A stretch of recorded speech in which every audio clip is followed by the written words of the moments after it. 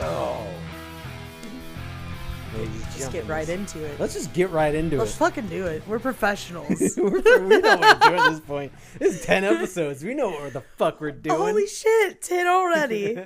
What's up, everybody, and welcome to another episode of the BubbaCast, the only podcast dedicated to the in-ring career of Big Bubba Rogers, Ray Traylor. He's also known as the Big Boss Man, and we've been saying it for weeks. He's also known as the Guardian Angel, and we're finally going to get to know the Guardian Angel on this episode of the BubbaCast. I'm your host, Zerpie, and joining me as always is Lacy Traylor. Sup, Bubba? What's up? Oh! Man, what a weird era of Ray Traylor's career here. We're going to WCW 1994, The Guardian Angel. I love it. I love it. I saw Tully Blanchard last weekend, too. Oh, that's awesome. And George South. I saw so many people. The Gathering was amazing. Yeah, so The Gathering, I heard a lot of stuff about The Gathering. They brought it up on this week's episode of the Major Wrestling Figure podcast. They weren't there, but they're like, what? Y'all, The Gathering is a big deal. Like, what? People are going to that. Like, they name dropped it. And it's so funny because you mentioned you ran into some dude who has what, maybe you remember his name. You can tell us his name. An Amish gimmick. Oh, that's Jebediah. Jebediah. You showed me a picture and I was just like, that dude looks like Amish Roadkill. And then Amish Roadkill was at WrestleCon over the weekend. So I'm like, he's still around. So it's kind of weird. I was like, wait, there's more than one Amish wrestler. And then your dad was confused for an Amish wrestler at one point. He ribbed the fuck out of me. Cause like I pull up, like when we pull it, my mom even came to this. It was really, really a lot of fun, but I thought he was really fucking Amish. And I don't know why. That's he's an Amish guy who wants to wrestle. Duh. Yeah, it's just an Amish guy who wants to wrestle. Yeah, they can wrestle. And so we were watching a match on Saturday night. And I looked back and I was like, you are not, he was not an Amish, his Amish garb at all. Yeah. He's on his phone, scrolling on his phone or something. Yeah, he's really cool. He did have a chicken with him. He did. In the photo. She's 6 years old. The chicken. You know I was all, as soon as I saw that chicken. Yeah, I was like, I want to know everything about that chicken. Yeah.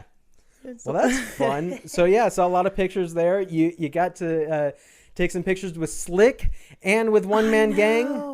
That's awesome. Seeing the guys all back together. Yeah, they're so sweet. Did you tell him slickly, very slickly? Probably. We were loving that phrase in the last episode. Impulse control at these things. I would rub some guy on the back of his head, his bod. That reminds me of when we went to AEW Dynamite one time and Danny, our friend Danny, who was sitting next to me, spilled his beer on both me and the guy in front of us. The guy in front of us had dreadlocks. And you know, Danny was like, oh my God, I'm so sorry. I gave him all his napkins and everything. And he's like, I'm so sorry, blah, blah, blah. And the guy was like, okay, it's fine. You know, it happens.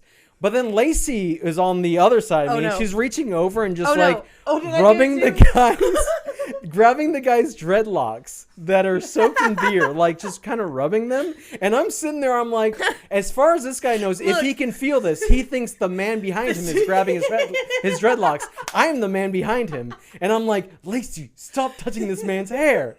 You cannot touch a man's hair without asking permission. You want to see Zerpie's blood pressure go up between me and Danny? Oh my God. Someone who I'm very much an introvert and I'm like in social situations. I don't want to. I don't drink anymore either. So I don't think you were drinking that night. I probably wasn't. I think you had already stopped drinking by that point. Oh Lord. That was a fun time though. That was the AEW Dynamite where the main event was like Chris Jericho versus Eddie Kingston in a barbed wire match. It was so weird. So, because we got to see Cody Rhodes' last show, AEW show, before he went back to WWE. Yeah. And then that one was after that. We've been blessed with lots of wrestling experiences. Yeah. It's been great. It helps that you have connections in the business. Yeah. So I think you hooked us up with tickets for that one. The last one I went to, I bought myself. I treated my dad for his birthday back in February. We went to AEW Dynamite, so always excited whenever they come to town. It was fun that they were actually in Atlanta this last time because previously they were in like Duluth. Yeah. So it's quite a drive. Yeah, I don't like driving to the Louvre either. Yeah. So they were over by the airport, and I was like, that's a short drive for me. Hell yeah. I like that. But one thing we had to do for this episode is, of course, I'm always digging through lists of his matches on cagematch.net, and I'm seeing a lot of cool stuff in WCW, and then I'll go on to Peacock to try and find it. And Peacock is missing so much content. For WCW Saturday Night, they only have 3 seasons of it. It's 1992, 1993, and 2 months worth of 1994.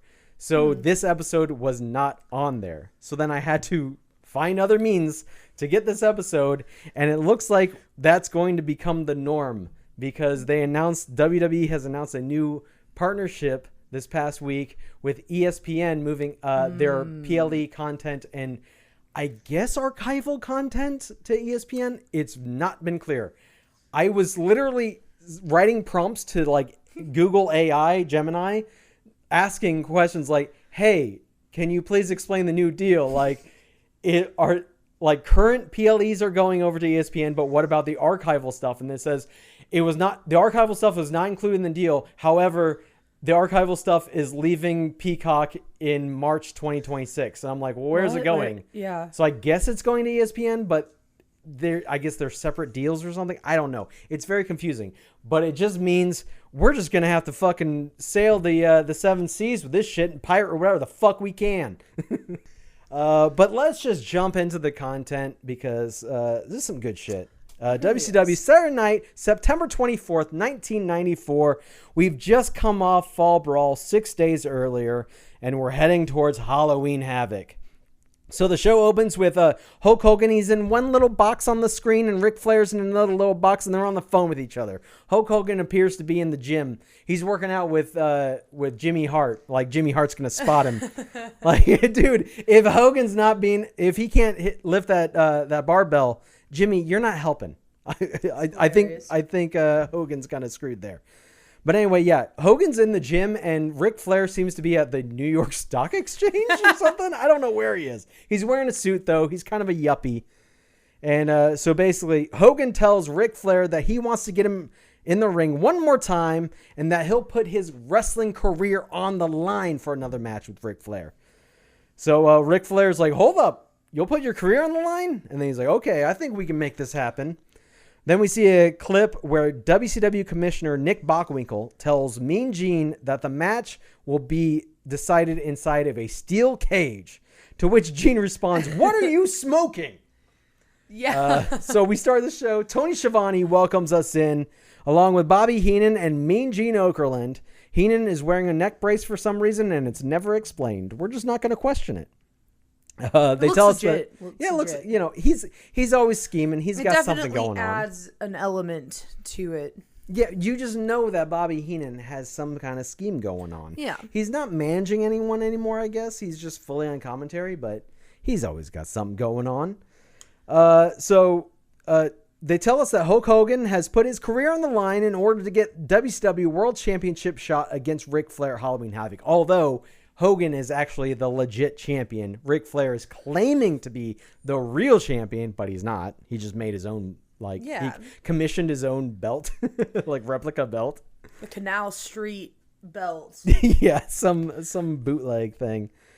So yeah, he wants this match with Flair at Halloween Havoc, and Ric Flair has agreed to the match, but in a steel cage.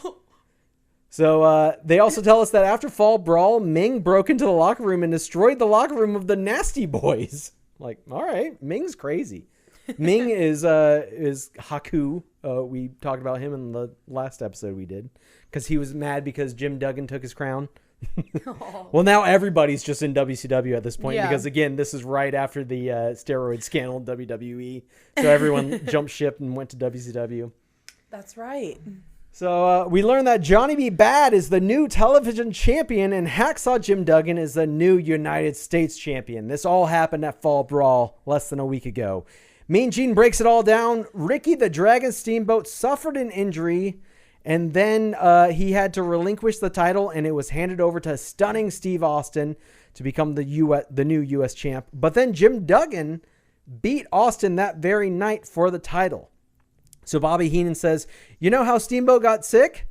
He had a reverse belch and he swallowed a 300-pound fireball. And now we have a 280-pound termite carrying around a 2x4 who's representing WCW as the United States champion. Tony says we'll see footage of the press conference that WCW held in Detroit for the Flair Hogan contract signing with Muhammad Ali, who will be part of Halloween Havoc. Jeez, man. Man, star-studded event. It is. They got everybody. But now it's time to kick things off for the evening with match number 1. It is Johnny B. Bad versus Mark Starr for the WCW Television Championship. And you can tell that 99X was handing out merch. Yeah. 99X is a local Atlanta radio station. They were known for 90s alternative music. They just came back a few years ago. They went off the air like many years ago, but they came back recently. So they're on the air again, and I decided to check them out when I was like writing the notes for this. And so I just looked up 99X. They have on their website, they have an app you can download. So I download the app where you can just listen live to 99X, and it's not 90s music anymore. It's 80s music now. I think there's some 90s. It's like 80s and 90s. Okay. But it's like 80s like pop, I would think too. Like Smashing Pumpkins, right? Red Hot Chili Peppers, exactly, and that's what they played, like Bush and yeah, Nirvana and Soundgarden. But yeah, I looked and it was just like Flock of Seagulls. I'm like, really? Okay. And I ran so far away. Well, I'm like, that's cool. I'm down with that, but weird. They were 90s, now they're 80s as well. So okay. Anyway, just wait till they get to 2000s. But we see a lot of 99X license plates, and there's a guy with a 99X t-shirt in the crowd. Because, of course, this was shot, as it always was, at Center Stage in Atlanta, where they've been doing a lot of pro wrestling. I know NXT just recently shot something there. So I think they did a pay-per-view there. Johnny B. Bad has what Tony Schiavone calls the Bad Blaster, which is a confetti cannon that he brings out and fires. It's my Bad Blaster, guys. My Bad Blaster. If you don't know, Johnny B. Bad is Mark Marrow. I was going to ask that. I said, that looks a lot like Mark Marrow. Yeah. Mark Marrow from WWE. But his gimmick here was that he was a Little Richard impersonator named after a Chuck Berry song. So instead of Johnny B. Good, he's Johnny B. Bad, and he looks like Little Richard. So anyway, Schiavone tells us that Johnny B. Bad will have to defend the TV title at Halloween Havoc against the Honky Tonk Man. I said, great. They're giving us a Little Richard impersonator versus an Elvis impersonator. Walking on your first. Like, what a ridiculous, what a carny match. Little Richard versus Elvis, everybody. Like, this is so stupid. But we will see Honky Tonk Man more later on tonight. Heenan says the Honky Tonk Man can sing, dance, play guitar, and he's a tremendous athlete. Tony disagrees, except for the last part. He doesn't think Honky Tonk Man can sing, dance, or play guitar. And I agree, because he can't. Ain't nothing but hound dog. He does. His theme song is basically a rip-off of that. Walking all over you. He's so bad. He can't play anything either. I'm not a fan of Honky Tonk Man. He's the carny motherfucker I've ever seen. So anyway, this match picks up the pace as Johnny B. Bad ducks a clothesline from Mark Starr and then hits him with 3 consecutive Mexican-style arm drags in a row. Mark Starr finally starts to get a few licks in on Johnny, but Johnny regains control, then sets Starr up on the top turnbuckle for a new move called a Bad Day. That's with 2 Ds, just like his name, which is just a top rope Hurricane Rana, or since we're in WCW, a Frankensteiner. Okay. Since Scott Steiner invented the move. And he pins Mark Starr 1, 2, 3. So that's it. Your winner. 1, 2, 3. Your winner is Johnny B. Bad. In typical fashion, for WCW Saturday Night, Mean Gene Okerlund is standing by after the match to get a word with the winner. Gene tells Johnny B. Bad that this celebration is not going to last long because Johnny will be facing Honky Tonk Man at the pay-per-view. Johnny B. Bad calls Honky Tonk the wannabe and tells Gene that at Fall Brawl, he won the TV title on Mama B. Bad's birthday. Mama B. Bad. Mama B. Bad. So, yeah, he won the title on his mom's birthday. He says that the belt represents all the years of hard work and the dreams of a bad boy growing up in Macon, Georgia, and becoming a champion of the whole world, and that he's not going to let it go that easily. Everybody knows bad boys come from Macon, Georgia. Macon, Georgia, yeah. Everybody knows that. Yeah, you don't go to Macon. We're like, whoa, that's the bad part of town. For real. You don't go there. Johnny Bad says, believe me, Honky Tonk Man, at Halloween Havoc in front of Muhammad Ali and the whole world, I'm going to kick your booty with my Tutti Frutti because this belt belongs to a bad man. Then we see a commercial for the Hulk Hogan hotline, which advertises they have Beat the Hulk, which I was just listening to an episode of Deadlock Podcast where they were watching an old episode of WCW, and they had a commercial for the WCW hotline that had a Beat Cactus segment, which I guess it's just probably a Cactus choose your Jack? Yeah. So it's like, okay, you're in a match with Cactus Jack. He does this. What do you do? Press 1 to do this. Press 2 to do this. So it's like a choose your own adventure thing. And the whole idea is just to keep you on the line long enough to just keep charging you like $1 a minute. So, hey, yeah, that's a pretty smart move. So, yeah, they have Beat Hulk, Hulk Trivia, and Great Hulk Messages, which is, what is the messages? Just say your prayers, eat your vitamins, brother. But anyway, we come back from break, and it's time for match number 2. Hacksaw Jim Duggan versus Tony Vincent. This is non-title match. The U.S. title is not on the line. But Hacksaw is your U.S. champion. Oh! So, Bobby Heenan says, he's got his 2x4, the world's biggest termite. Tony Schiavone explains the situation that went down with the U.S. title at Fall Brawl the previous Sunday. So, Ricky the Dragon Steamboat was the United States champion, and he was unable to defend the U.S. title against stunning Steve Austin due to a back injury. As a result, Commissioner Nick Bockwinkel gave the title to Steve Austin. But since they promised the fans a U.S. title match, they made Austin defend the championship against Hacksaw Jim Duggan, who won, making him the new United States champion. So, of course, Stone Cold's not very pleased about that. Oh, hell no. So, Duggan comes into the ring waving the flag around so much that Tony Vincent has to duck and get out of the way. He's like, get out of the ring. He's like, whoa, this guy's really patriotic. Extremely. As usual, Duggan starts a USA chant with the audience before the match even starts. USA, USA. I think both these dudes are from the U.S., so what's the point? Yeah. It's even funnier like when there's matches where there's two guys that are neither from the U.S. and they're chanting USA. Like, what the fuck are you doing? They really go crazy with the patriotism in professional wrestling. I think there was an old clip of Kevin Owens at a WWE house show where it was like him and someone else in a match, and neither of them are from America. And so Kevin Owens, a Canadian? Yeah, Canadian. So he goes, what he says to the camera, he's like, watch this, I'm going to make these idiots chant USA. And then he does. He gets a funny USA chant going. He's like, neither of us are from the US. I didn't know he was Canadian. We would love to have him over in AEW if he ever leaves the WWE. WWE making it way too expensive to follow their product anymore. So, sorry, I'm out.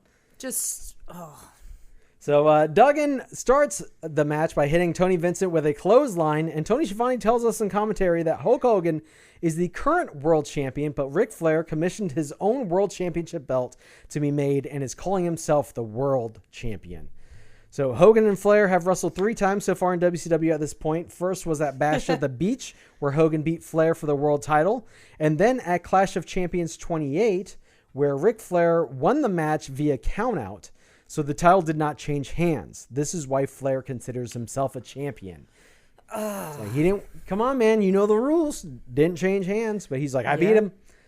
So back to the match. Duggan brings Tony Vincent back into the ring the hard way, hits him with a scoop slam, followed by the 3-point stance clothesline, covers Tony Vincent for the 3. Your winner, Hacksaw Jim Duggan. Woo! Oh!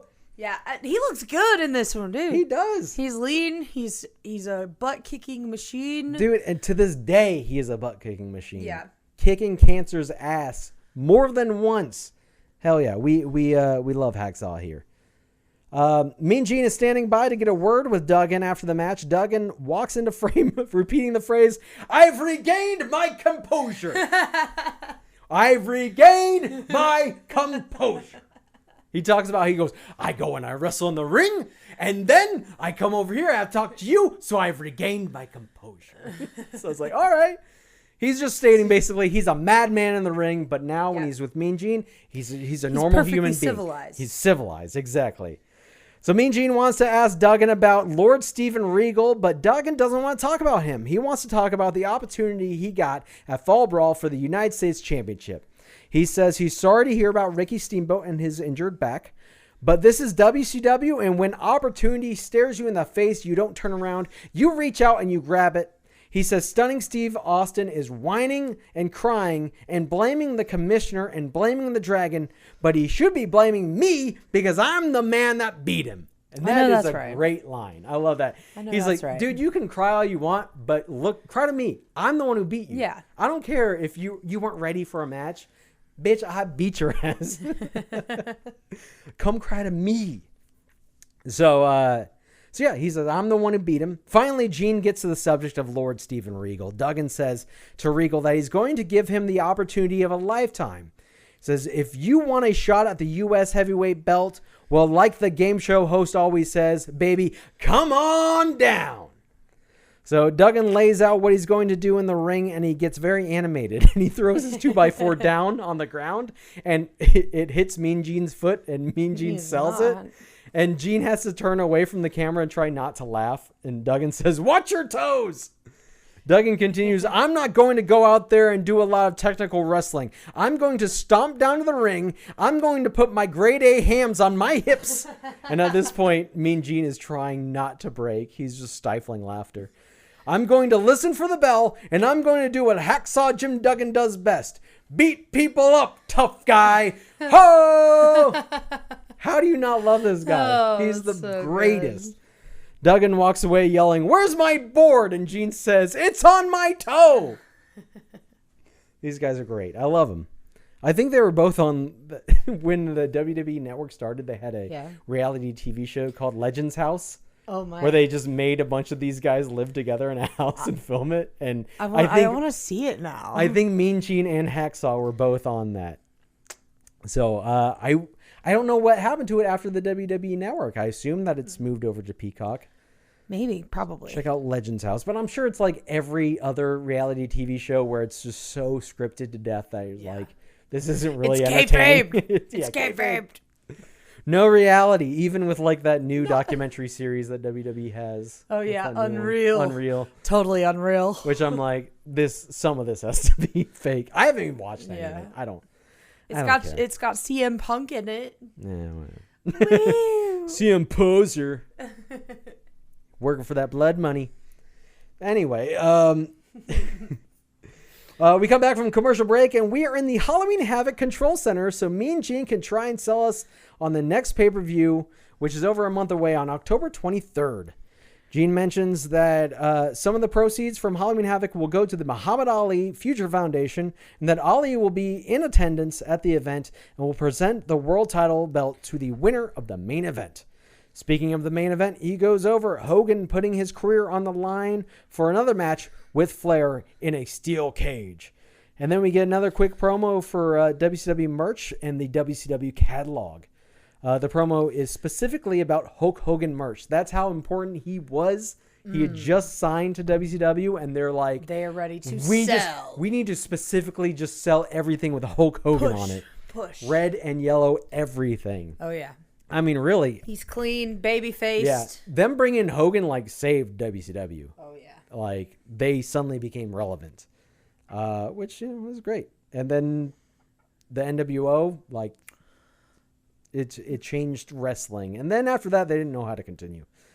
So anyway, back to center stage for some more wrestling action. It's time for the next match. Match number 3, Alex Wright versus the Gambler. Das Wunderkind, Alex Wright from Germany. Dude, back in the day, they were trying to like really put over Alex Wright. Like he was going to be the next They really big were. star. I remember at one point I was watching a shoot interview with Paul Roma, and he got fired from WCW years later because he refused to put over Alex Wright, because they were like, this guy's gonna be like the next Hulk Hogan, and he's like, yeah, fuck that guy. And so he went into business for himself in a match, and then as soon as he walked to the back, he was told to leave. He was fired. They really didn't like that German guy. Well, okay, and then they're making him up to be like this big deal, and then by '98 he was just kind of a joke. His whole gimmick was he liked to do one dance. It's the Alex Wright dance, where he does this. Here, I'm doing the dance right here. You guys can't see it, but I'm doing the dance perfectly. Yeah, awesome. He's really good. He's really good at this. So he'd come out to like electronic pop music, and he'd do the dance, and then that was his whole gimmick. And so they partnered him with Disco Inferno, and they were called the Dancing Fools. And they just came out dancing. Disco Inferno, of course, is doing his Saturday Night Fever gimmick. And that was it. And dance better than that, damn it. And then they renamed Alex Wright to Berlin, and he like shaved his head and wore sunglasses. Who was head of creative at WCW? Eric Bischoff? Well, it depends on what time frame, because there was Dusty Rhodes, there's Eric Bischoff, there was Vince Russo eventually, who came in with all the worst ideas. Yeah. There was Kevin Nash at one point. Okay. And then Hogan also had creative control at the time. So it was just all over the place. Oh, there was also Kevin Sullivan for a while. I think at this time it was that we're watching here was either Kevin Sullivan or maybe Dusty Rhodes kind of booking everything. But anyway, let's get on to this match. Alex Wright versus the Gambler. I've never heard of the Gambler. His whole gimmick is he's a gambler. Gotta know when to hold up. Exactly. He's got like a fedora and a jacket on. His jacket has like cards and money on it. R.I.P. Kenny Rogers. Yes. So he's just dealing cards out in front of the camera. So as the match starts, the camera cuts to the crowd, and a rowdy fan is ringside. He's being talked to by WCW head of security Doug Dillinger. He's getting a little too rowdy. The Gambler is trying and failing to hold his own in the ring against a highly technically skilled Alex Wright. At the end of the match, Alex Wright whips the Gambler into the corner, runs at him, walks up his chest, and backflips off his shoulders. Woo! Lands on his feet. The Gambler runs at him out of the corner. Alex Wright hits him with a back body drop. Alex Wright then, without turning around and looking at the Gambler, runs up the turnbuckles in the corner, does a twisting back body cross body, but the Gambler has not been given enough time to get back to his feet, so he just whiffs the move. He just runs up into the corner and just turns around and does a crossbody for no reason to nobody. Nobody's home. They try and fix this, but it was clearly a botch. And then Gambler tries to lift him up for a suplex, but then Alex Wright just rolls him up for the pin. 1, 2, 3. Ding, ding, ding. So that's it. It was kind of a weird finish there. But your winner is Alex Wright. After the match, it's a bit of a change from protocol, as Gene is not there to interview Alex Wright, but rather Kevin Sullivan and his brother Dave Sullivan. I've never seen Dave Sullivan, but Dave Sullivan, he's much bigger. He's a little slow. Bless his heart, he's touched. He's a little of mice and men. He's a little guy. We like to say in the South that he's a little touched by Jesus. Bless his heart. Bless his heart. He's not all there, but it's okay. He'll just sit there and talk to you about Pokemon and dinosaurs, and you just got to let him talk it out. He'll tire himself out after a while. Don't worry about it. Just let him go. That's what we do in the South. That's what we do in the South. He loves Hulk Hogan. He loves Hulk Hogan. He loves him a lot. He loves his cousin, Kevin, but he also loves Hulk Hogan so much. That man, he'll do anything for him. I don't know why I like doing this voice so much. There's just something about this. This is what you do. You talk real slow, or you talk real light, and you go, she drinks too much. I know, and he just wants to leave her, and she's drinking too much, and I think he's sleeping with the neighbor. And it's not gossiping if you're praying for them. It's not gossiping. I want them to. We're praying for them. I want to see him at church next Sunday, and we're going to put them in our prayers. Amen. But they're both going to hell. They better take their vitamins. They better take their vitamins and say their prayers. Just like Hulk Hogan. Oh, I don't know what this is that we're doing. Wait, did you see Brooke Hogan? Like, I hate to talk about this, but this interested Yeah, go for it. Me. She was like, I don't want to be a part of the will or whatever. Mm-hmm. My dad's ties to Scientology, all that's weird. Like, yeah. And I knew it because Clearwater, Florida. Yeah. It's just weird. I was like, what the hell does Scientology have to do with Hulk Hogan? And I thought, well, they kind of do weird stuff. Yeah. I don't know. All these celebrities get sucked into the... What the hell? The Illuminati. The Illuminati, let me tell you. Down there in Clearwater, Florida. Xenu. So anyway, so Dave Xenu. So Dave Sullivan, he's clearly a fan of Hulk Hogan because he's coming out there with his red robe. He's got a little Hulk Hogan buttons on it, and you can see he's wearing a Hogan T-shirt underneath it, and he's holding a Hogan baseball bat in his hand, or baseball cap, not bat. I'm gonna beat you with it. No, he has a baseball cap in his hand. Dave Sullivan says there's 2 reasons why he's really happy right now. Number 1, his brother, I'm sorry, I called it his cousin, but his brother, Kevin Sullivan, his brother beat Cactus Jack last week. And number 2, Hulk Hogan is doing better, and he's going to beat Ric Flair in the cage because his knee's doing a lot better. And Kevin doesn't understand Dave's obsession with Hulk Hogan. He reminds Dave that he's his brother. I have to point out that Dave did put Kevin at number 1. Just a second ago, he literally just said, number 1, he's proud of his brother. Like, that's sweet. That's so sweet. But Kevin Sullivan's like, fuck you. Why is Hulk Hogan number 2? Like, dude, you're number 1. So yeah, Kevin wants to know what Dave sees in Hogan. So Dave tells him it's because he works out, he says his prayers, and he takes his vitamins. Dave says Hogan is his favorite wrestler, and Kevin smacks him in the head. Yeah, just bam. Kevin Sullivan then proceeds to cut a promo on Cactus Jack. He says, let me tell you one thing, Cactus Jack. A lot of people said I could beat you because I couldn't beat you because you're a homicidal maniac. Well, Cactus, what lives inside of me has finally awoken. And Cactus, this is directed right at you. At one time, we were tag team champions, and you spit on the belt. The only thing that's left here in WCW is a memory of Cactus Jack. And I spit on that memory. Because the last thing I had to say to you after you were packing up and leaving town was this. Bang, bang! Bang, bang! So he just does Cactus's gimmick. Bang, bang. Okay. Dave Sullivan puts on his Hogan baseball cap, and then Kevin smacks it off his head and yells at him and drags him out of frame by the collar. And we go to a commercial break. But we come back, and it's match number 4. Oh, hell yeah, Stunning Steve Austin. Coming out here, take on Frankie Lancaster. The camera zooms in on a fan sign in the crowd that reads Hollywood Bum Stunning Steve, while Shivani is introducing him, and Tony introduces him as the Hollywood Bum. I mean, a stunning Steve Austin. He apologizes and says, I'm sorry, I shouldn't read the signs while I'm doing intros.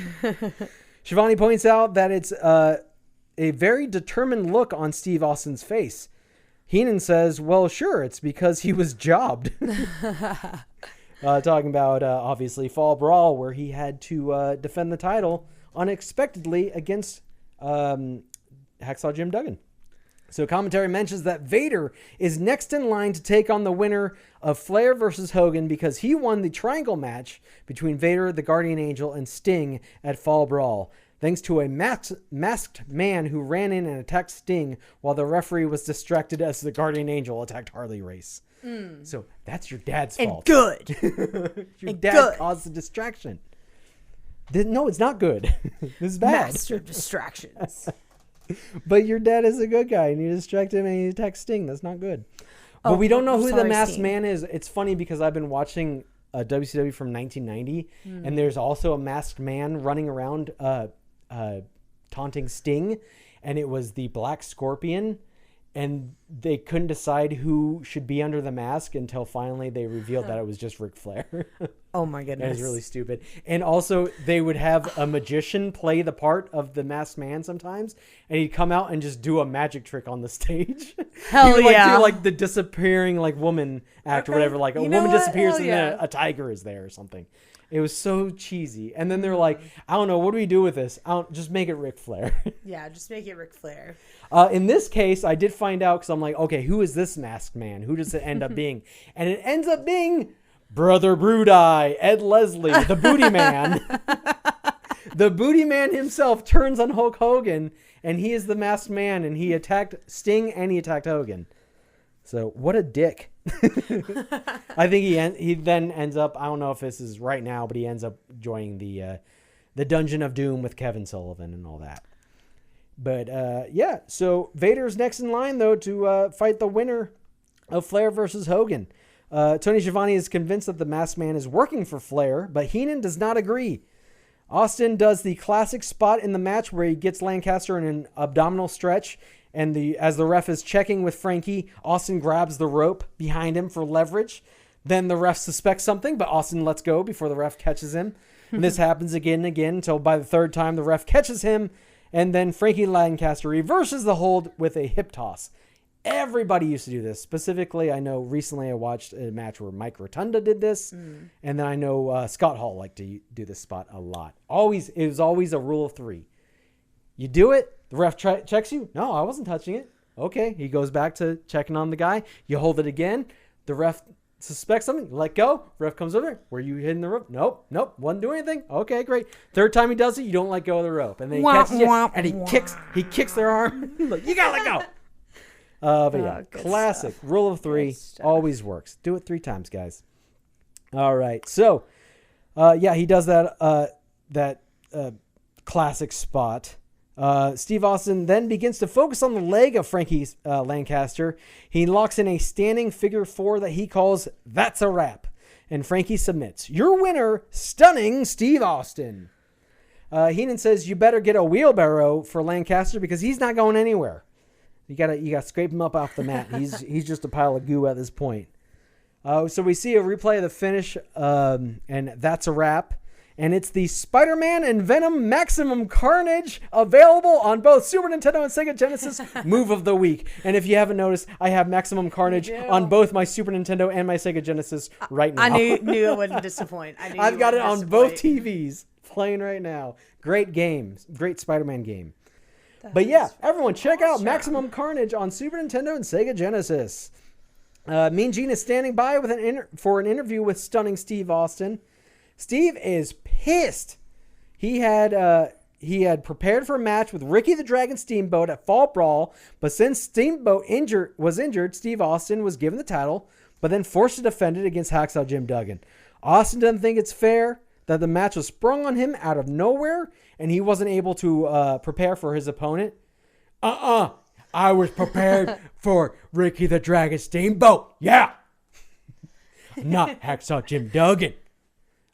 So yeah, he came out there. He wasn't prepared for it. So he compares it to the NFL. He goes, if one team can't compete, you don't substitute a new team. You see at this point, Mean Gene wipes the spit off his face because Austin is spraying it and not saying it. So Austin gets to his point. And he calls out Jim Duggan for Halloween Havoc. He says, I want you. I want the match with Hacksaw Jim Duggan because that's the biggest travesty in all of professional wrestling. And then he walks away. So back from break, Mean Gene is putting over the WCW hotline as usual.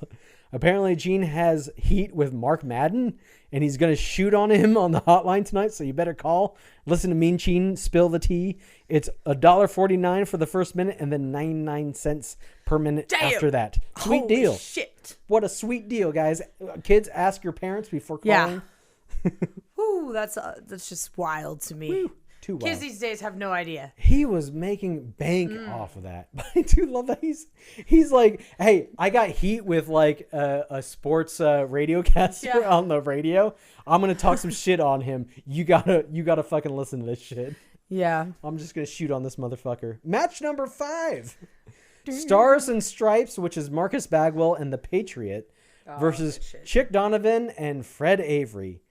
After Stars and Stripes make their entrance, we see the same rowdy fan from earlier arguing with Doug Dillinger again. I guess he was getting in the faces of Marcus Bagwell and the Patriot. This time, Doug has the man thrown out of the building by police. I have no idea what this leads to. It seems like they just had plants in the crowd for this show just to, add a little more intrigue to show. Anyway, Chick Donovan is the most ridiculous looking dude I've ever seen. He looks like he's in his late 50s with a platinum blonde mullet and those Oakley blade sunglasses that high school coaches wear, and with tights. PC principal. With neon. Yeah, exactly. And he's got tights with neon squiggles all over them. He looks insane. I looked him up. He was just like a jobber who worked for many years. And like earlier in his career, he was one of those guys.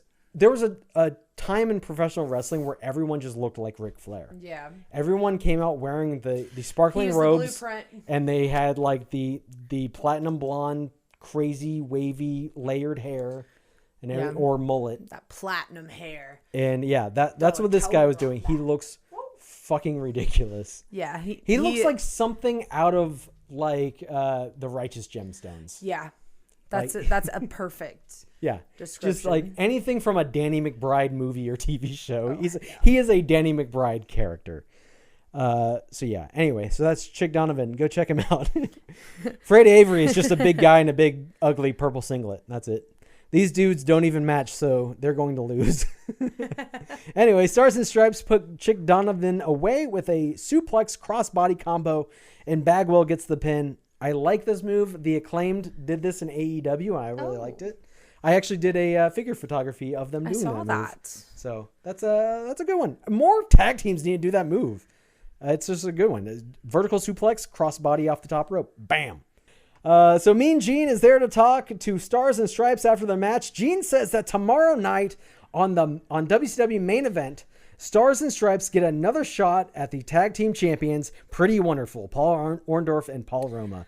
Bagwell says that controversy will not play a part in the match tomorrow night. I don't believe it. I'm not sure what that means. Obviously, there was something controversial about the finish to their match at Fall Brawl, but Wikipedia doesn't describe it, and I can't be bothered to pull it up and watch it. Anyway, I pulled it up and watched it. I wrote that and I go, I'm sitting in front of the computer right now. I can just pull up Peacock and watch it. So Marcus Bagwell, this is at Fall Brawl. Marcus Bagwell got the tag to the Patriot, but the ref was distracted by Paul Orndorff, and so he didn't see the tag. So the referee was trying to tell the Patriot that he was not the legal man, but the Patriot was not listening. Meanwhile, Paul Orndorff was on the outside of the ring beating up Marcus Bagwell. Marcus Bagwell. And if Bagwell is the legal man, then the ref should have been counting him out. Yeah. But he wasn't. He was too busy arguing with the Patriot. The Patriot went for a cover on Roma, but the ref kept arguing that he wasn't a legal man. He can't count the pin. So Paul Orndorff rolled Bagwell back into the ring, and Paul Roma pinned him for the win. So that was the controversy from Fall Brawl. Bagwell is now saying there will be no more controversy. Anyways, these two also fought again at Halloween Havoc, and there was controversy. Bagwell. Lying to us. So this is what happened at Halloween Havoc. Bagwell hit a fireman suplex on Orndorff, and as he went for the cover, the referee's back was turned. This enabled Roma to hit Bagwell with an elbow off the top rope, and Orndorff to cover Bagwell for the victory. So, yes, there's more controversy coming up. Bagwell. Back to the promo with Mean Gene on Saturday Night. Pretty Wonderful comes out and crashes the interview. Paul Orndorff immediately turns his back to the camera so that the camera operator has to somehow get a new angle on him. I hated that. Dude, early WCW, they did not know how to work to the hard cam. Like, if you're coming out there and you're going to talk to the dude, face the camera. But he just completely turns his back to the camera and faces Stars and Stripes and starts cutting a promo on them. So, yeah, again, the camera operator has to, like, squeeze in behind them to get a shot. Orndorff claims that Stars and Stripes went crying to the head office to get another title shot so that they haven't earned. But Paul Orndorff says that they're still going to beat them tomorrow and expose the Patriot for what he really is. He says he's a no-good backstabbing and then doesn't even get to finish. This enrages the Patriot. He lunges at Orndorff. Orndorff says, "You know what I'm talking about." So we don't know. There's some kind of some mystery here in the Patriot's past. He's a backstabber, but maybe Marcus Bagwell doesn't know about this. Maybe his tag team partner has some skeletons in the closet. Certainly seems like it. Yep. The Patriot tells Mean Gene that all they need is tomorrow night. There's no more shots after tomorrow night. There will be no controversy. But this was a lie because they run it back at Halloween Havoc. So, no. There is more title shots after tomorrow night. And there is more controversy. We go to commercial break and we come back. It's time for match number 6. It's the Honky Tonk Man. Honky Tonk Man. Honky Tonk Man walking down the street. It was so not. Oh. So it's Honky Tonk Man versus Barry Houston. I'm going to be honest. I never knew Honky Tonk Man was in the WCW at this time. Not a fan. I don't like Honky Tonk Man. I've never seen it. He's so bad. I feel like when I was a kid, I probably looked at this guy and was like, I bet my dad's jealous. He's so corny. Honky tonkin'. Because I loved like cowboys and I would have loved guitars. And now I look back like, oh my God. Like, I'm so glad like that's who I'm dealing with. I mean, he was Memphis wrestling. That's what it was. It was Memphis wrestling that should have only worked in Memphis. And then when he moved out of Memphis, it's like, oh, now we have to deal with him. It's the king. And he stayed around way too long. Like, he overstayed his welcome. It's very cartoonish, very drag. Because when I started my watch along from 1997, he was still very much in the forefront of WWF in 97. What? He was doing like this whole gimmick that went on for months and months. Where That's crazy. He was looking for like his protege or like the next person to hand the torch down to. And I remember, Jelly Roll. And they were, and they were leading into King of the Ring, and he was like, Triple H, he's like, he might be the next one. What? He could be the next king. The time machine's broken. Yeah, and he's like, he could be the next king. And then King Lawler goes, well, maybe he could be King of the Ring, but he'll never be the King of Kings. Cut to Triple H coming out to literally the King of Kings. And he looks like Jesus Christ. Jesus H. Christ. So I thought that was funny watching back, though. Oh, I was man. like, he actually did. That was his gimmick later on. He was the King of Kings. Honky Tonk Man. Honky Tonk Man. So they're playing the Honky Tonks classic wrestling theme, and they cut to a woman in the crowd who's holding her head and screaming because it's so bad. It's very cartoonish. So, of course, she's another plant in the crowd. Oh. Uh-oh. Lacey did not silence her phone gosh, I'm sorry. going into this recording. Everyone shame Lacey. Oh my gosh. Go to social media right now. If you follow Lacey on any platform, shame her. You know what? It works. She'll never do it again. I got in trouble for talking during the banquet. Bill After came on and was like, I'm like, oh, no, specifically Lacey trailer. I'm sorry. That's so funny. Okay.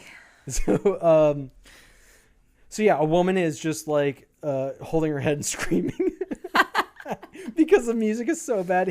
Heenan says about Honky Tonk Man, he looks like someone I know. Shivani goes, who do you think that might be? Heenan says, I don't know. It's on the tip of my tongue.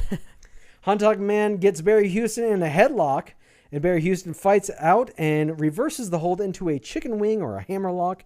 Basically, he gets Honky Tonk's man arm behind his head, wrestles him down to the mat. Honky Tonk gets to the ropes and causes a rope break. And the first thing he does after he breaks was fix his pompadour for the camera. Honky Tonk Man takes quite a bit of offense in this match. Ultimately hits his shake, rattle, and roll, which is a swing neck breaker, and pins Barry Houston for the 3. Your winner, Honky Tonk Man. Honky Tonk Man. And then, of course, his music starts to play again. He grabs the microphone and starts singing to the audience, and they just cover their ears and boo. Yeah. It's so bad. It really is. It's the worst. He couldn't play. No. He couldn't play guitar. He couldn't It's camp. sing. It's drag. It's so bad. You ain't nothing but honky tonk. Man, walking down the street.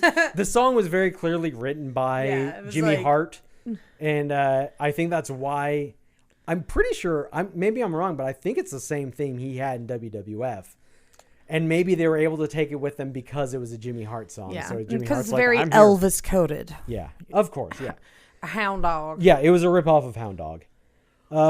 So back from another commercial break, and we see footage from the press conference that WCW held in Detroit, Michigan, ahead of the next pay-per-view event, Halloween Havoc.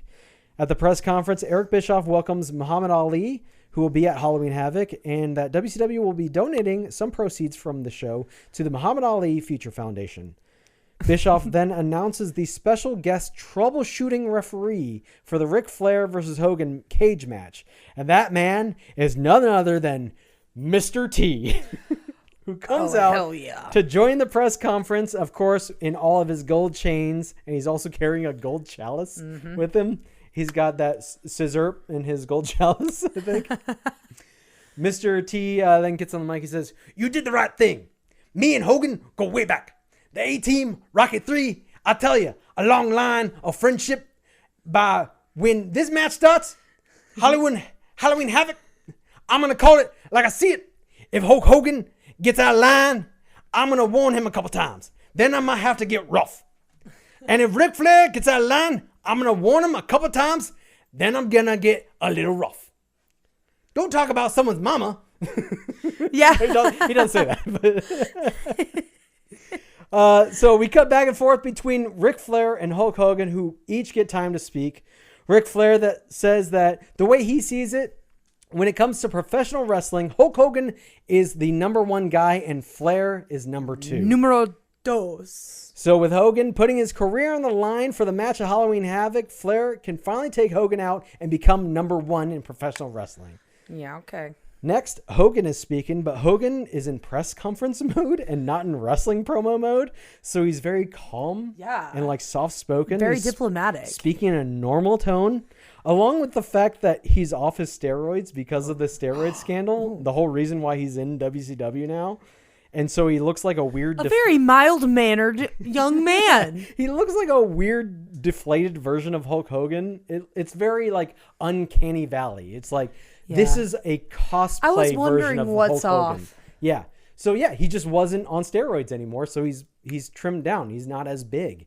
And you could tell. You could definitely. It's hey, I wonder if Hogan was on steroids for real. Like no, he would never do that. 100% he was. And then of course you look at like Hollywood Hogan a few years later. He's back on that shit. He's back on that bullshit. Of course. Sorry, but right now, sorry if I just yelled in your ear. I'll edit it in post. I'll just dip it down. You just get real loud.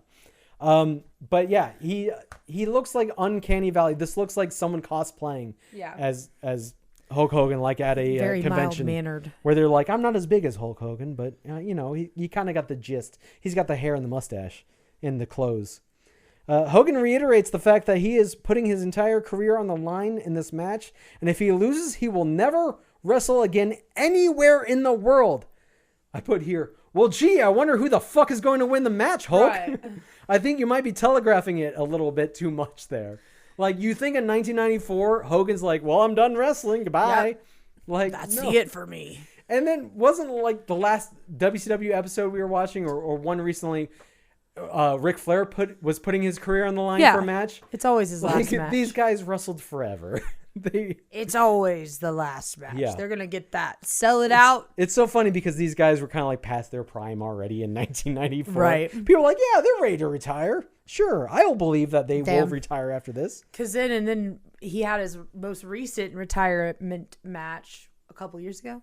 Yeah, Ric Flair. Like yeah. It was like, what, 2022 or something like that? Something like that. Post-pandemic. Where he had a heart attack during the match. Ridiculous. Insane. Don't wrestle, please. Ever again. Now back to the studio, and the Nature Boy Ric Flair has come out here with Sensational Sherry. Wait, no! It's Sensuous Sherry, because WWF trademarked Sensational Sherry, so she can't use that name here. That is freaking rude. So Sherry looks like she just came from a carnival and got her face painted to look like a kitty cat. Meow. I couldn't tell if like the nose part, because the nose part was white, and it looked like she had like bandages on her nose, like she broke her nose or something. Yeah. And because she always wore the face paint, well, at least at this time. But I was like, is her nose broken, or she just painted it? I think she just painted it. Because I looked up other pictures of her in face paint in WCW, and she did like a lot of kitty cat face paints, like Harley Cameron does now in AEW. It's like, oh, I'm going to put on my war paint, but then you end up looking like you just came from the carnival or like a little kid's birthday party or something. I want to get my face painted. So they walk out here, and there's a kid in the front row with a Hulk Hogan foam finger, and Flair tries to take it from him. Mean Gene says Sherry looks like she's ready for Halloween Havoc with the face paint. He then points to the championship belt that Flair has around his waist, and he says, "This is a bogus belt. I don't understand how you've got the guts to walk around here wearing that belt around your waist." Flair says, and I have this in like all caps, like I told you in Las Vegas, this is the belt that the real world champion wears. This is the belt that signifies that Ric Flair is the man that's in charge of the entire wrestling world. Woo! Mean Gene says, if that's the case, then what is Hulk Hogan doing in World Championship Wrestling? Flair says, he's thinking back to the worst mistake he ever made in his entire life, and that's signing a match against me, Halloween Havoc. And if by chance the Great One wins in the cage, no more Hulk Hogan. No more Hulkamaniacs. No more prayers. No more vitamins. Just styling and profiling. Good-looking clothes. Good-looking women. The world the way the nature boy wants it. Woo! So if you haven't noticed, I do not have a Ric Flair impression. I can't. It's pretty good. That one. I can't do that one, so I just don't even try. It's pretty good. It's not, because I'm not trying. Gene mentions that Hogan is not here tonight, but he will be here tomorrow night for the main event. Just then, Dave Sullivan walks over to them, and he's, of course, still all decked out in his red and yellow as before. Dave says, Mr. Flair, you're not the real world champion. I saw him beach at the Blast. He said Bash at the Beach. Yeah. Beach at the Blast. And if you're not real careful, he's going to hurt you in Detroit in the cage match. Gene tells Flair, hey, this kid's not all there. Yeah. Gene's like, just, go easy on him. He's bless touched. His heart. He's blessed by Jesus. Bless his heart. He's a little slow, but that's all right. Sometimes he touches the little kids, but we just ignore it. Flair says, I know, I'm a good guy. And just tells Dave Sullivan to go back on his medication, and he'll have the devil put him back in his cage and never come out on the stage and interrupt him, the real world champion, ever again when he's speaking. Flair says, how about a title defense tomorrow night? To Dave Sullivan. Hogan, wherever you are, brother, learn to love it. And then Dave Sullivan walks back over and he tells Flair that he's a good guy because Hogan's a good guy because he tells all the kids to work hard, say their prayers, and eat their vitamins. So then Flair suggests that Dave challenge Flair for the world title tomorrow night, and Dave accepts. Just then, Kevin Sullivan comes out and he is pissed. He tells his brother Dave that first of all, Flair is the real world champion, not Hogan, and that there is no way Dave is going to get the Sullivan family in trouble. Flair tells Dave that he has 30 minutes to come back out here and apologize. So I really thought this story was all going to be about Kevin Sullivan coming out there and getting jealous that like Dave just got a title match and Kevin didn't. Like, wait, you don't get a cut in line, just get a title match against Flair. I want a title match. But instead he's taking like Flair's side in this. So I'm like, all right, that's one way to go about it. Betrayal. After the commercial break, we see some backstage footage for what transpired after Fall Brawl last week. We see Bunkhouse Buck, Arn Anderson, and Terry Funk coming down the hallway, and they swing open the door to a locker room where we can hear some commotion going on from inside. Ming is there along with Colonel Rob Parker, and Ming is just tearing up the place. We see that it's the locker room of the Nasty Boys. Bunkhouse Buck, Arn Anderson, and Terry Funk all jump on Jerry Saggs in the background, while Ming is in the foreground just beating the shit out of Brian Knobbs by himself, while Colonel Rob Parker stands in the corner just yelling.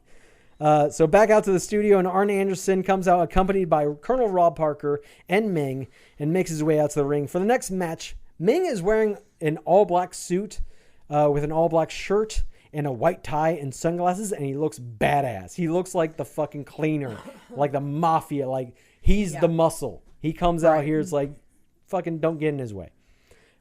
Basically the Big Bubba gimmick. Yeah. Where he's just like, I'm muscle for hire, and kind of ties to the mafia. Didn't do it quite as well. Exactly. Not as well, but Ming is a scary motherfucker. He's one of those guys where people talk about, like, who worked with him. They're like, oh no, he's one of those guys like you don't rib him. You don't rib Ming because Ming will legit beat your ass. So it's match number 7. Arn Anderson taking on Joey Maggs. If you don't recognize that name, it's because none of these guys in the show are stars. They're all jobbers. So yeah, it's always someone taking on a jobber. It's a short match. At the end, Joey Maggs has Arn in the corner, goes for the 10 punches. Arn grabs Mags and walks out of the corner and hits him with the atomic drop. And then a DDT and pins him for the 3 count. Your winner, Arn Anderson. Woo! I got to see Arn last weekend. I saw you had a picture with his son. Yeah, Brock was like, oh my God, I got to get a picture with you. And then so I took the picture and he was like, thank you so much. And I went, you're not welcome. And he was like, damn. Keeping the feud alive. I'm just kidding. Like, no, I really did have it, but I asked him for the picture. Of course. Kayfabe. Yeah, I love that. He did really good too. We watched him fight and everything. That's awesome. I've seen we've seen I was with you when we saw Brock Anderson wrestle on AEW. He was on like a pre-show he did a dark match, AEW Dark. You reminded me of things I've forgotten. Yeah. I think that we watched him. That was the first one we went to where I got tickets and you got tickets. You got like the friends and family tickets. I got the tickets that we paid for. And then we went to my seats and we watched that Brock Anderson match. And then we're like, let's go check out Lacy's seats. And then we go to the other side of the arena and we're like, this is way better. And then we learned after that, let's just let Lacy get the tickets. She gets better seats than us. It's about time for another one soon. Yeah, next time they come to town, I will let you know. I let you know last time, but I let you know on Discord, and that was when you forgot your login. Oh yeah, I was off of Discord for a hot minute. I know now that if I don't get a response from you on Discord, I should just text message you. And I'll even call you now. Yeah. Sometimes I'll be like, I want to ask Zerpie a question. I'm like, God damn it. You're like, it would take me too long to just type this out. I'm just going to ask you. Rejection therapy. Yeah. So they are showing the replays, and Tony Schiavone says, I smell something. Oh, wait a minute. It's Bunkhouse Buck. He's joined us. Let's go to Mean Gene. So Mean Gene is there to get a word with Arn Anderson and his team, and now Bunkhouse Buck has joined the team.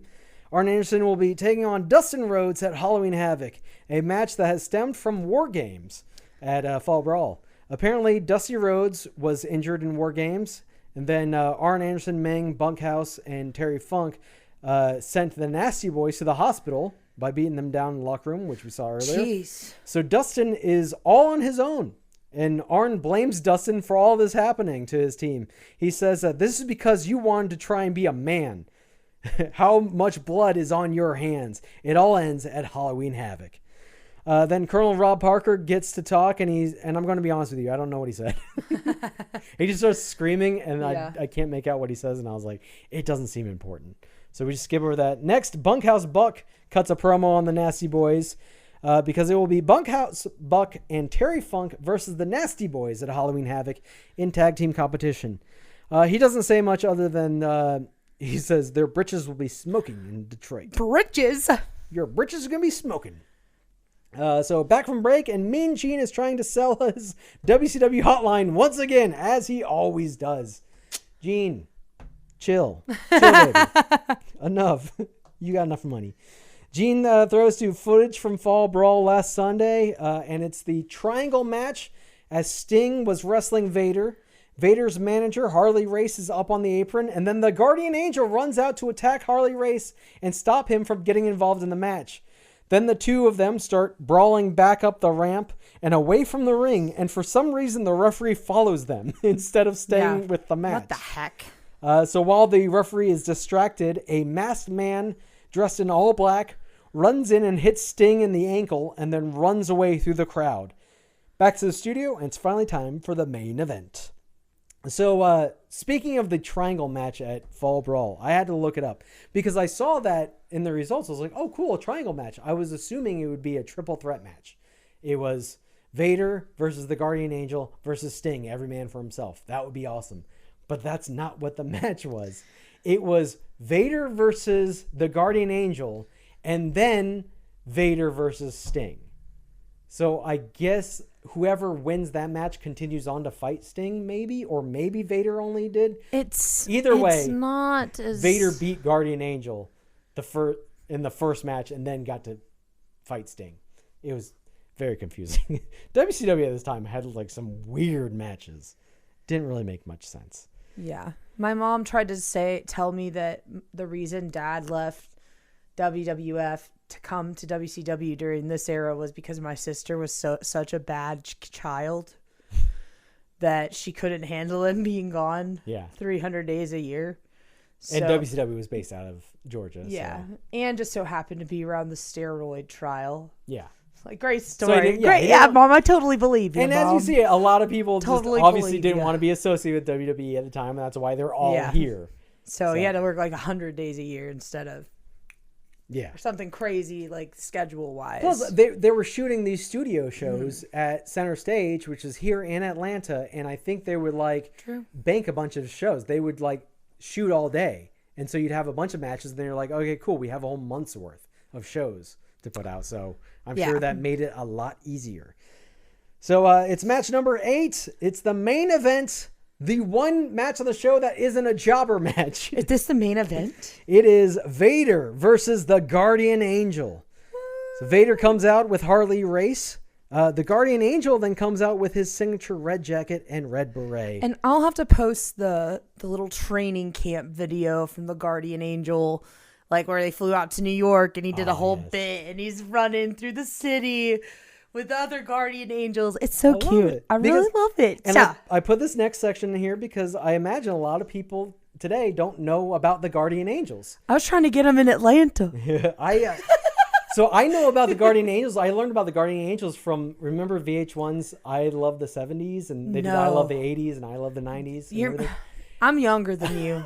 I'm just so they used to do, in the early 2000s, at VH1 used to do these television series just about, and it would start with I Love the 80s. And they would just talk about, every episode would cover a year of like 1980, 1981, 1982. And they would just talk about all the pop culture things and stuff that happened in that year.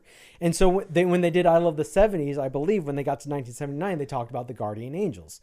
And so I decided to just grab this summary from Wikipedia. It says, the Guardian Angels is an American nonprofit volunteer organization with the goal of unarmed crime prevention.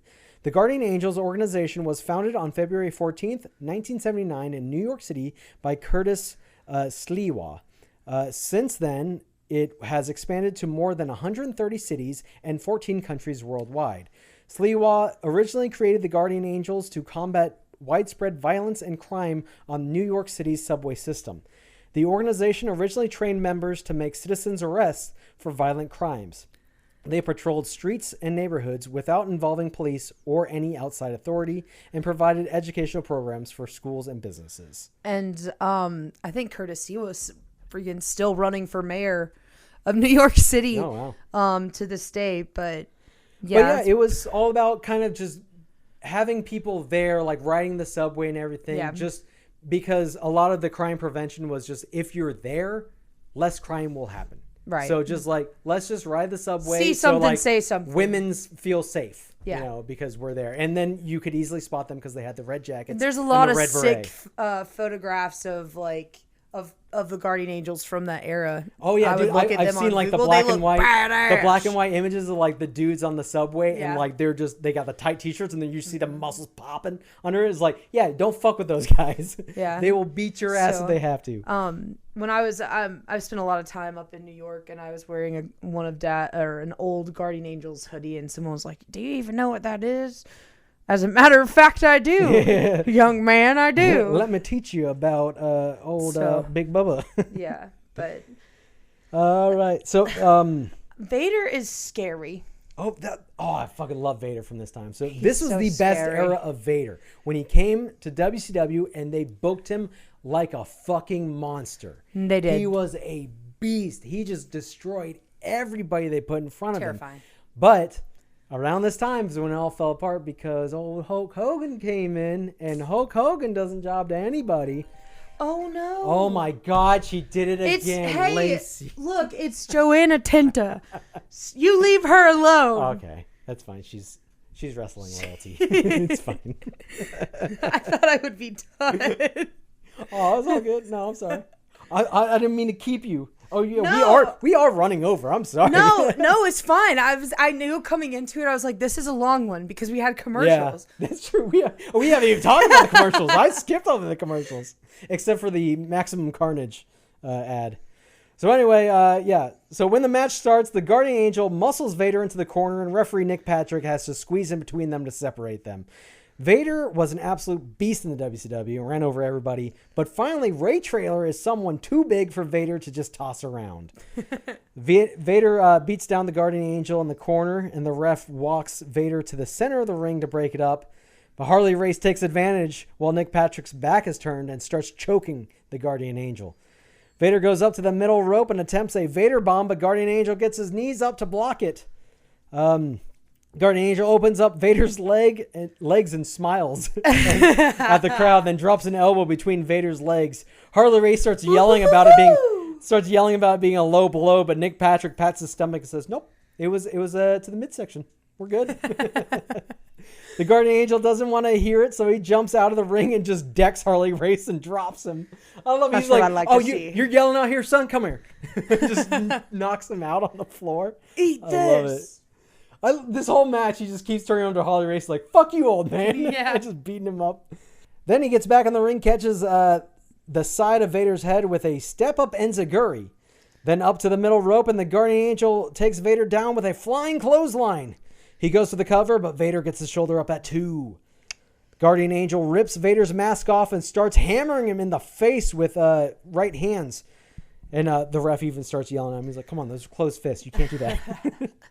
Off the ropes, and the Guardian Angel goes for a crossbody on Vader, but Vader catches him, but it's still not enough. He still falls to his back, and Guardian Angel covers him for the pin, but only gets a 2 count. Vader kicks out, and Guardian Angel rolls under the bottom rope to the outside. Bobby Heenan says, that man is not a Guardian Angel. He's a vigilante. All he wants to do is hurt you. He's worse now than when he had the nightstick. He's worse than when he had the club. He's uncontrollable. Jealous? Somebody's mad. That's right. Who's mad? He can't take it. Can't take it. Bobby Heenan. Bobby the Brain.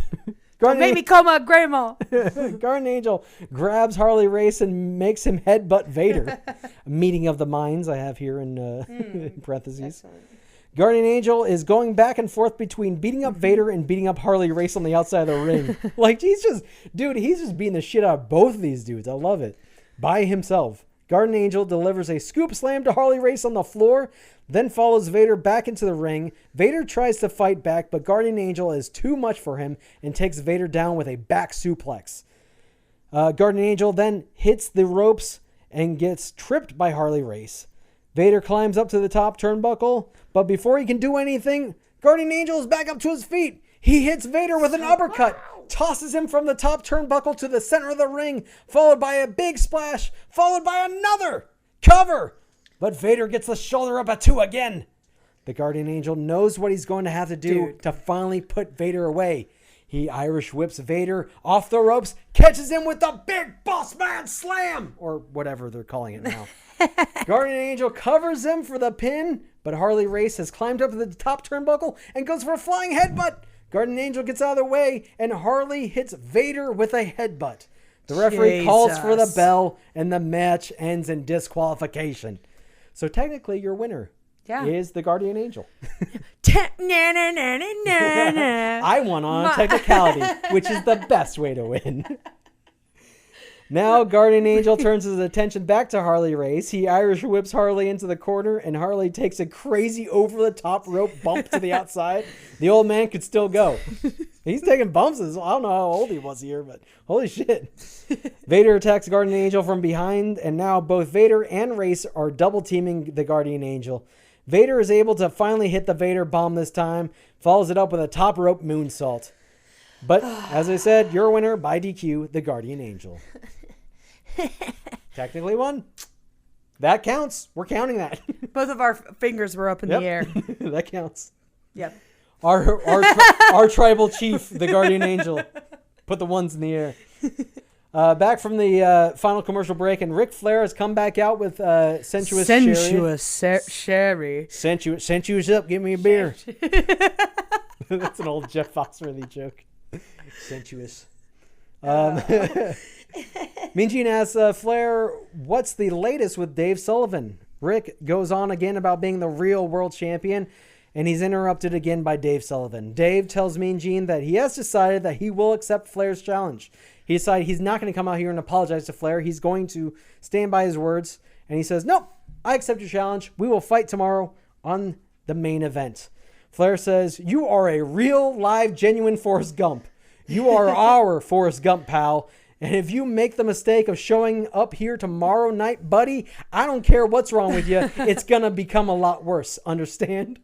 That's a great line. I don't care what's wrong with you. It's going to get worse. I don't care what's wrong with you, buddy. It's going to get worse. It's like, holy shit. So Dave believes that with the help of all the Hulkamaniacs, he thinks he can beat Flair tomorrow night. Now I want to know. What? Can he beat him? Can he beat him? No. Did he beat them? 100% no. There's not a chance in hell did Dave Sullivan beat Ric Flair on WCW main event on a random Sunday night. No, it did not happen. I guarantee that. If anything, it ended in a no contest. Yeah. But there's no way Forrest Gump is winning this match. Dave believes, though, that with the Hulkamaniacs' help, he could do it. So now Kevin Sullivan is out here again, and he is pissed. He's yelling at Dave. He says he told him not to come out here and belittle the world champion. He tells Dave that he's on his own, and he's going to get hurt. Flair tells Kevin that's too late, and then he turns to Dave and says, "Tomorrow night, you've got a date with the Nature Boy. Woo!" And that's it for this episode of WCW Saturday Night. What a show! We finally got to see the Guardian Angel. We've been saying during the intro for every episode almost that he's also known as the Guardian Angel, and I had never even seen a Guardian Angel match. But there we go. We found it. Yay, we had to go. Our first time. You can't find it on Peacock, folks. You're gonna have to find it elsewhere. But we found a VHS copy, and I kind of like it. I like seeing the commercials. It was and everything. really fun. It's really cool watching. It's just a time capsule from 1994. It was so cool. Bless his heart. And yeah, we're super excited. Hopefully we'll see you guys out at Boggs Social next Saturday. Yep. The 16th at 8:00. Be there, be square. Yeah. People are coming out. The girls are coming out. The girls are coming out. I don't think that means what you think it means. No, my girlfriends are coming. Okay. All right. Thank you for specifying. It's hard to get them together. And the boys, too. Yes. The boys are coming out. The girls are coming out. It's going to be a great time. Come out, support local pro wrestling. And if you're not in the Atlanta area, just support local wrestling wherever you are. Because wrestling is better than anything else in life. Yeah, especially anything else that you like. Exactly. Or that's important to you. Pro wrestling above all. Pro wrestling above all. And shout out again to the fans from the gathering this past weekend. I had so much fun with you guys. Special shout out to Dave. The it's still real to me, damn it. Oh yeah, the meme guy. Yeah, I've seen him at shows. Yeah, and apparently he's a listener. So yeah, shout out Dave. I remember. We love you, Dave. I remember seeing you at Ring of Honor. I think it was 2015 or 2016, something like that, where Jushin Thunder Liger wrestled Dalton Castle, and that was really cool. Anyway, I remember seeing him there, and I was like, "That's the meme guy." Hell yeah, so, he's still around.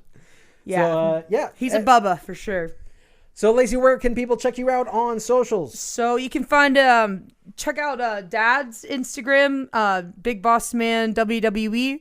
You can find me Lacy Laacy Abilene Abilene, like Abilene, Texas. And then Zerpie, what about you? You can find me on Instagram at Zerpie_MD. I post all my action figure photography there, so please check that out. And if you're following me there, you can also follow me on Threads, also Zerpie_MD. And then check out the BubbaCast as well. We are follow us. We are also on YouTube, so if you want to leave a review, we'll read it. Yeah, I always check. That's where I really check the comments and stuff is on YouTube. So if you want to suggest a new episode, definitely hop over to the YouTube episode and just any episode you want. Just make a comment there and just say, let us know what you want to see because we're happy to take some suggestions here. Yes. But that's it for this week. We will see you next time. Bye, Bubbas. Goodbye.